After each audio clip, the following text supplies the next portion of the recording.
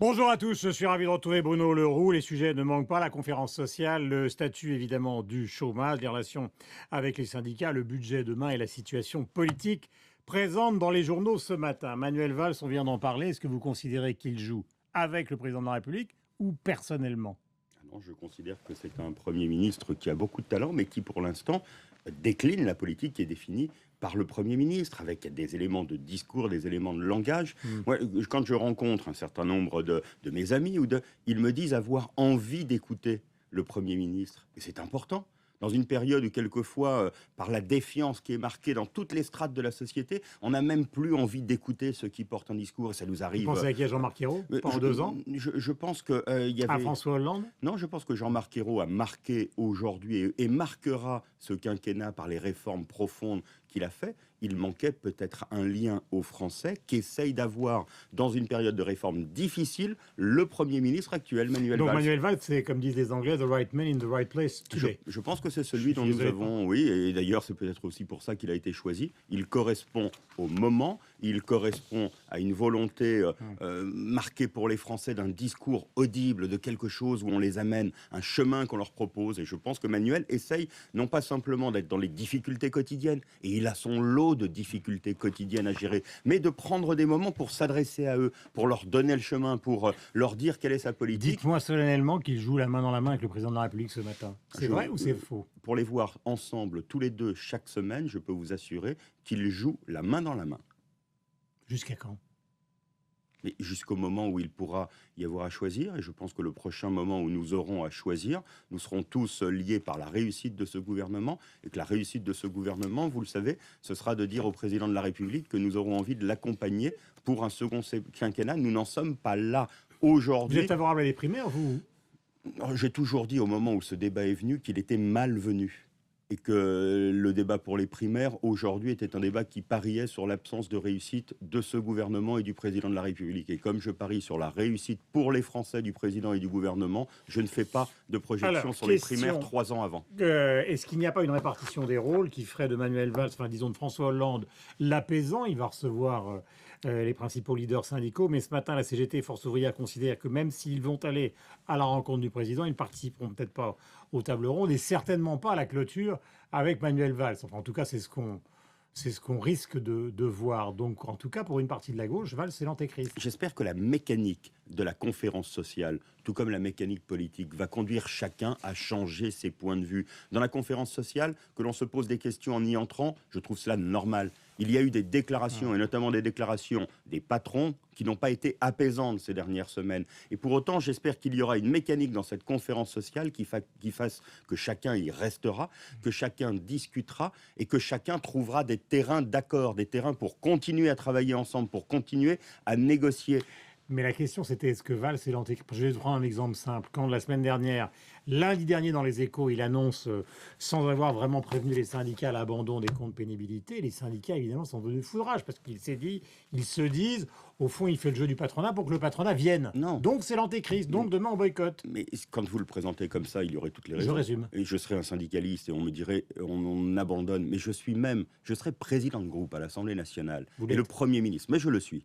Et donc, c'est pour ça que j'ai regardé attentivement la semaine dernière cette déclaration sur le compte de pénibilité qui est au cœur de ce que nous voulons depuis des années en matière de réforme des retraites. Et si j'avais eu le moindre sentiment qu'il y avait un abandon du compte de pénibilité, nous aurions demandé... à 2016. Non, il y a des premières modalités d'application qui vont partir dès maintenant sur 4 critères. Il y a 10 critères de pénibilité. C'est vrai que certains posent des difficultés, posent des questions sur la façon dont on peut les comptabiliser. Mais même le ministre du Travail, François Rebsamen, considère que dans les PME, c'est infaisable aujourd'hui. C'est difficile. Et pour autant, moi, je veux que cela soit mis en œuvre et je préfère que l'on me dise que l'on prendra du temps plutôt que l'on me dise que c'est difficile aujourd'hui et qu'on ne peut pas le faire. Bien entendu, il n'y a pas d'abandon. Je veux vous dire que la majorité à l'Assemblée nationale trouverait insupportable qu'il y ait un abandon du compte de pénibilité, et ce n'est pas ce qu'a annoncé le Premier ministre. Et alors pourquoi boude-t-il? Pourquoi vont-ils boycotter la clôture avec le Premier ministre? Ça, vous le savez. Non, s'ils veulent. C'est écrit partout. S'ils veulent chercher. Moi, je ne suis pas. Je suis pas un visionnaire. Oui, mais moi, je ne suis pas là pour essayer de chercher les différences entre les uns et les autres. Ils vont faire semblant de se regarder ce matin pour dire que finalement, ils ne viendront pas à la clôture. Eh bien, je le regretterais si c'est cela, parce que ça alimente la défiance à toutes les strates de notre société dont je parlais tout à l'heure, et l'impossibilité à discuter ensemble. Et si le but et de faire du Premier ministre celui qui ferait une politique qui n'est pas la politique de la gauche, qui n'est pas la politique des salariés, eh bien, il se trompe. Il se trompe lourdement et le Premier ministre, aujourd'hui, fait du dialogue social quelque chose d'aussi important pour lui que le faisait le précédent Premier ministre et que le souhaite le Président de la République. Pour régler le chômage, on a l'impression que tout ce qui a été fait par le gouvernement ne fonctionne pas. Je ne vais pas vous donner les chiffres. Je vais simplement vous donner un petit constat. Il est dans le Parisien ce matin. 150 000 jeunes sortent du système scolaire sans la moindre formation. 1 million de chômeurs de plus de 50 ans. Moins de 8% d'apprentis et 3 500 000 chômeurs en tout, ce qui détruit une vingtaine de millions de familles. C'est un échec total. C'est en tout cas une invitation à aller plus loin et plus fort. Les chiffres Mais que ça vous ne donnez... marche pas, les contrats d'avenir. Les contrats d'avenir, au contraire, cela marche tellement bien qu'on nous en demande encore plus. C'est peut-être le seul dispositif qui marche bien aujourd'hui. Et les contrats de génération ? Les contrats de génération, ils ont du mal dans les entreprises. Et cette belle idée, quand on dit qu'il y a des jeunes qui ont des difficultés à rentrer, quand on dit que nous sommes un des pays d'Europe qui le plus tôt fait partir ses seniors, l'idée de ce contrat de génération, elle reste très certainement la plus belle invention. Elle a du mal, les entreprises ont du mal. Peut-être ne les... Mais ça ne marche pas. Quand on vous dit que l'idée est bonne, vous faites comme moi, posez-vous la question pourquoi ça ne marche pas. Il y a une incitation qui n'est pas assez forte. Montons tous les deux une entreprise. On engage des jeunes, il n'y a pas de seniors. Et tout d'un coup, on vous propose un contrat, on vous dit qu'il faut garder les seniors qui n'existent pas dans votre entreprise pour engager des jeunes. Ça ne tient pas debout. Oui, mais il y a aujourd'hui des seniors. Quand on regarde les plans de départ dans les entreprises, on voit bien que des entreprises... Dans les grandes entreprises. Dans les grandes entreprises. C'est vrai que c'est beaucoup plus difficile pour les PME aujourd'hui. C'est pour ça que je pense qu'à la rentrée, il faut que le gouvernement, sur la question des emplois d'avenir, sur une nouvelle phase des contrats de génération, mais aussi sur l'alternance et sur l'apprentissage. Je reçois beaucoup trop de parents, de jeunes qui viennent me voir en me disant on a l'école, on n'arrive pas à trouver l'entreprise, on n'arrive pas à trouver le contrat en alternance. Et là, il faut que tant que la croissance n'est pas revenue, nous multiplions encore les dispositifs qui relèvent de l'État, qui prennent toutes ces responsabilités. Tout à l'heure, vous évoquiez justement les échéances politiques en disant bon, on verra pour les primaires quelle est la situation politique, mais avouez que si ça ne change pas dans le domaine du chômage, pardonnez-moi l'expression, alors je vais employer une expression que j'emploie fréquemment et qui est un peu triviale, mais vous êtes cuit, parce que finalement, c'était quand même ça l'engagement numéro 1. L'engagement numéro 1, je suis d'accord avec vous, ça reste le chômage. Les choses Donc si ça ne bouge pas dans les 2 ans qui viennent, au revoir Hollande. Et moi, je ferai en sorte, à la place qui est la mienne, et en demandant au gouvernement que ça bouge véritablement, c'est-à-dire que nous ne laissions pas aller au fil de l'eau simplement en attendant le retour de la croissance et que nous marquions encore. Et donc, dès aujourd'hui, de façon très forte, j'appelle au nom de mon groupe à ce que dès cet été, il puisse y avoir de nouveaux dispositifs qui viennent pallier le fait que l'emploi dans les entreprises ne repart pas aujourd'hui et qu'il faut donc aller sur l'alternance, l'apprentissage, les emplois d'avenir et les contrats aidés de type contrat de génération et remettre une nouvelle énergie à ces dispositifs. Est-ce que vous considérez justement dans ce domaine qu'il y a, comment peut-on dire, un jeu sincère des syndicats, société bloquée, et un jeu sincère du patronat? Non. Non. Parce que quand Valls parle de société bloquée, ça s'adresse à qui? Au patronat et aux syndicats. Bien entendu, mais c'est aussi... Et peut-être à lui-même et à votre majorité. Et c'est aussi, avec d'autres mots, la défiance dont on le voit bien et dont nous parlons depuis les dernières élections qui s'organisent à toutes les strates de la société. Contre les corps intermédiaires, on entendait hier encore qu'ils étaient critiqués par des personnalités de droite, contre les partis politiques, contre la gauche, contre la droite.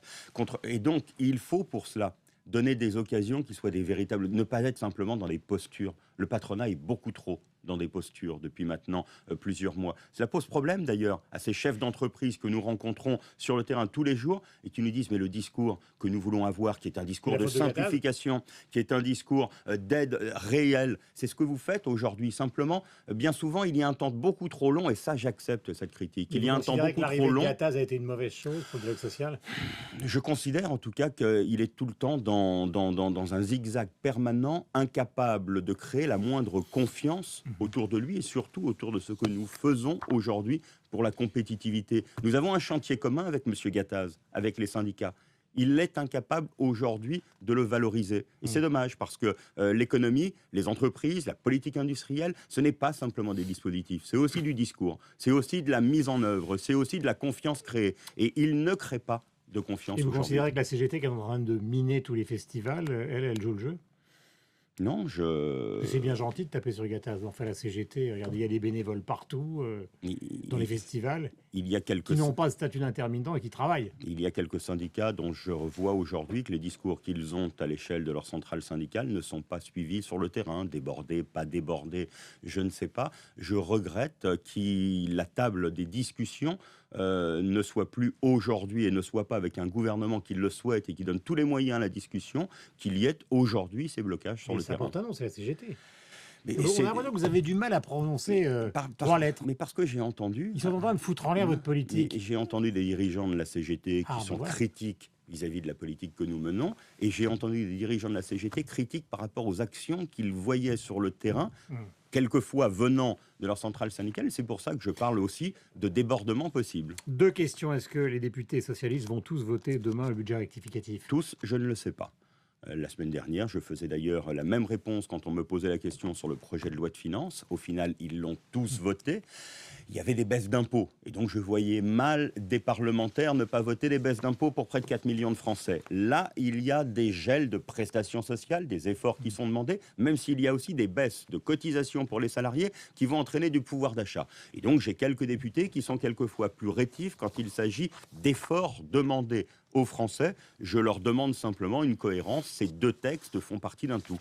Et est-ce que c'est un élément de langage de répéter à longueur de journée Valls et tous les autres, Sarkozy, Berlusconi, c'est la même chose? Quel rapport? Le rapport, c'est cette fuite en avant. Cette fuite Quel en avant, rapport? cette fuite en avant de penser que la vie politique pourrait solder la vie judiciaire et le cours des affaires judiciaires. C'est là le rapport.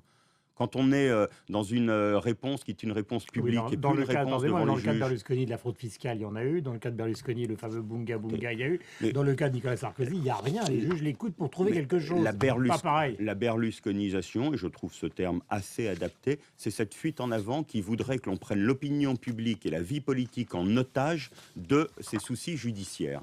Et c'est bien cela qui est en train de se passer avec Nicolas Sarkozy. Bruno Le Roux était notre invité ce matin. Il est le patron des députés socialistes à l'Assemblée. Et bonne journée à vous. Merci d'être venu sur l'antenne de Radio Classique et sur celle de Merci. LCI. Nous allons retrouver Magali, Christophe, Michel, Arlette et toute la bande et Sophie Paulini sur celle de Radio Classique. Bonne journée donc.